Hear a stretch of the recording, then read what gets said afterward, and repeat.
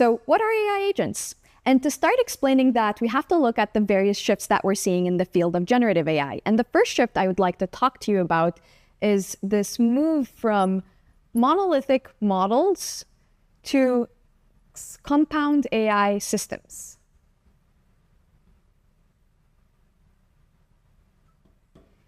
So models on their own are limited by the data they've been trained on. So that impacts what they know about the world and what sort of tasks they can solve. They are also hard to adapt. So you could tune a model, but it would take an investment in data and in resources. So let's take a concrete example to illustrate this point. I want to plan a vacation for this summer, and I want to know how many vacation days are at my disposal.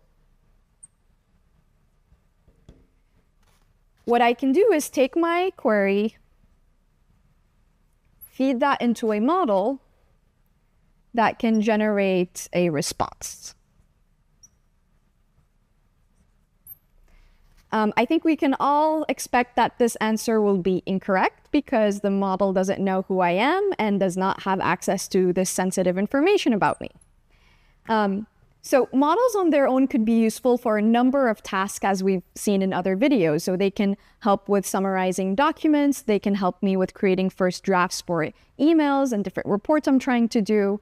But the magic gets unlocked when I start building systems around the model and actually take the model and integrate them into the existing processes I have.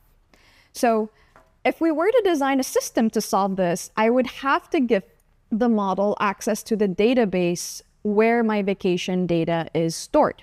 So that same query would get fed into the language model. The difference now is the model would be prompted to create a search query. And that would be a search query that can go into the database that I have. So that would go and fetch the information from the database, output an answer, and then that would go back into the model that can generate a sentence to answer. So Maya, you have 10 days left in your vacation database. So the answer that I would get here would be correct.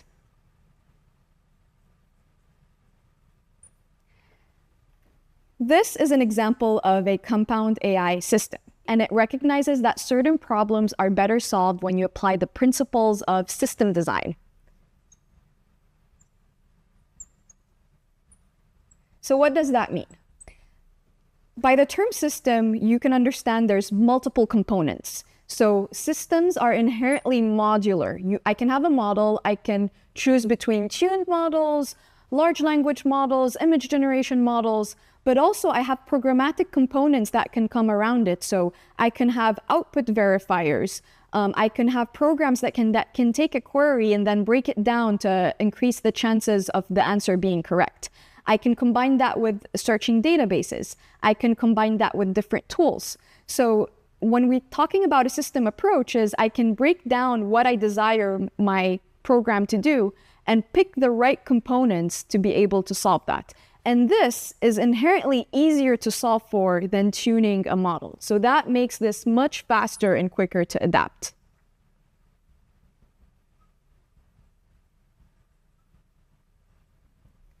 Okay, so the example I used below is an example of a compound AI system. You've also might be popular with retrieval augmented generation, which is one of the most popular and commonly used compound AI systems out there. Most RAG systems, and the example I used below, are defined in a certain way.